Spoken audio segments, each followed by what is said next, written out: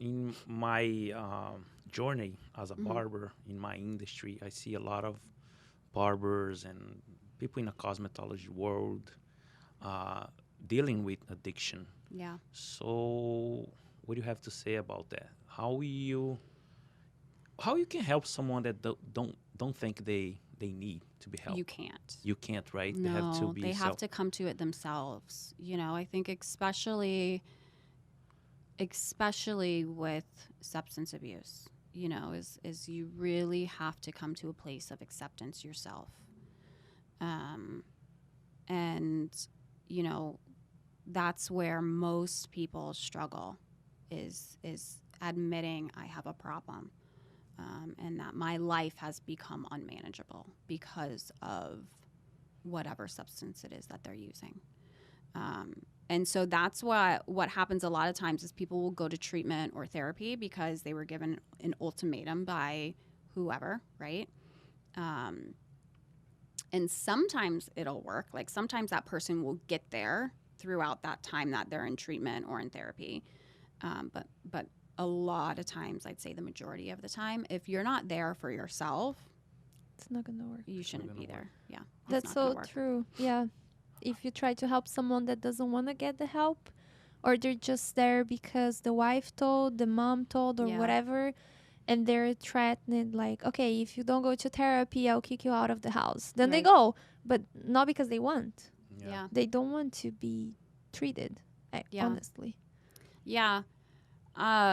Substance abuse is like its whole other animal too, in the mental health field. They're all connected, right? I think a lot of people really kind of say what came first, the mental health or the substance abuse in a person, right? Because if there's substance abuse, there absolutely is mental health. If there's mental health, there's not always substance abuse, right? But when someone is struggling with substance abuse, there's absolutely underlying mental health. When you have, It's sorry, go ahead. Go ahead. It's very common in the, as he said, in the beauty industry, Yeah. to have a problem with substance abuse, and we see a lot of, I would say barbers specifically, because that's the world we live in. A lot of barbers, they can't get a normal job because they have prior history, like criminal history, because when they're young they did something stupid. They Sure. went to jail, and then they won't pass a background check. Mm-hmm. And sometimes they go to this career as a barber, and they can be a successful barber. It's not a problem that they have a criminal history, because people can change. But it's very common that there is a substance abuse issue. Tiku worked in a barber shop when he was young, that there was a lot of drugs around the People place. used to deal in drugs outside. The guys that I used to work used to smoke and snore, Yeah. Stuff. How you Yeah. help your patients? How is the process to help someone with substance abuse? That's a complex question. Right? Yeah. Yeah. There's so I mean, Yeah. what is the process? How you started? And It depends on Okay. how severe, what are we talking about here, right? Is this person, it's an alcoholic. shooting heroin or fentanyl through Wow. IV use? Or are they, you know, drinking too much on the weekends, right? And that's variable too, right? That also is not just so black and white, right? Like, well, are you blacking out every single night from alcohol? Are you, like it's also, just as you said, it's complicated, right? Yes. It's a complex question. So, as a therapist in private practice, if I start to see that one of my clients is struggling with substance abuse, we really kind of put not mental health on hold, right? But we put whatever it is we're working on hold, because you really need to treat the substance abuse first.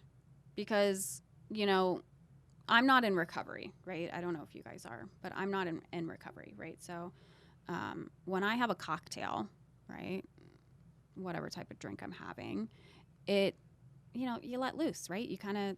I'm stressed, right? I don't feel so stressed after I've had a drink or two, right? And so any type of substance numbs you, right? So you can't really even feel what we're trying to work on anyways, mental health wise, if you're numbing with whatever your substance of choice is, right? Alcohol, weed, Makes sense. you know, any type of pill. So in private practice, we assess how severe it is, right? Where are you at? And then we really try and work on that substance abuse first.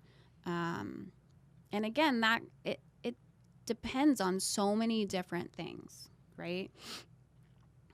I'm not a medical doctor, so I can't tell someone, like, with alcohol, you should stop drinking cold turkey, because that's a dangerous thing to say, especially if someone is an alcoholic.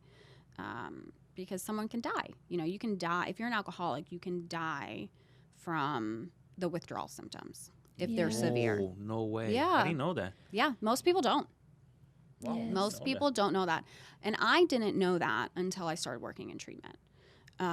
Alcohol and benzos. So benzos would be a Xanax, a Klonopin. Oxycontin? No, that's a Opioid. opiate. Opioid. Oh, okay. Yeah. Opiate withdrawals feel like you're dying, but you're not.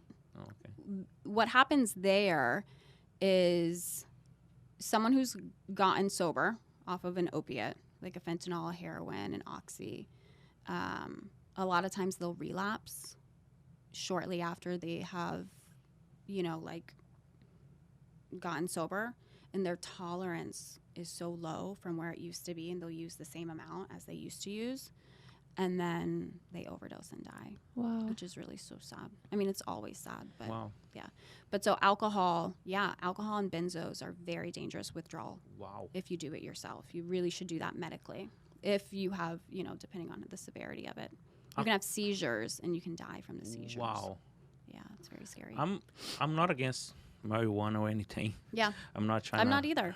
And whoever In balance, right? in balance, whoever wants to do whatever, but people think marijuana is something very, it doesn't damage their brain, it doesn't prevent them to become a better person, become a better professional.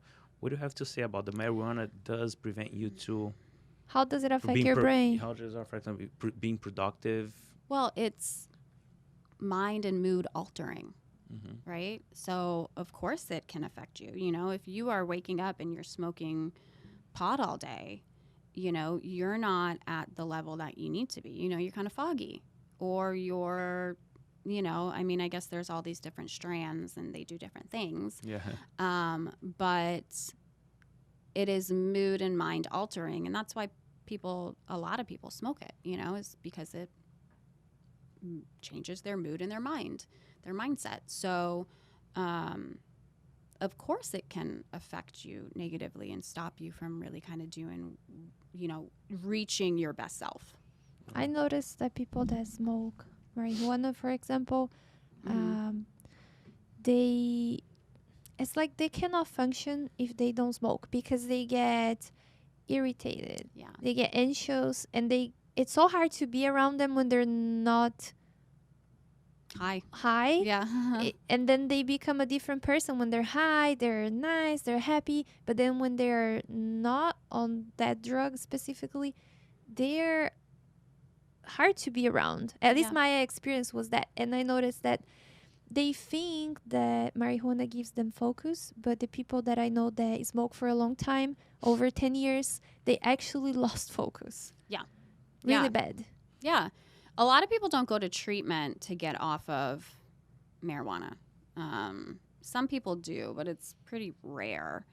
And another thing with marijuana is that, you know, people say that there's no withdrawal symptoms when you come off of it, but there absolutely are. People report headaches, stomach issues, irritability, you know, crankiness, all sorts of things. So there's definitely a physical aspect to smoking marijuana coming off of it.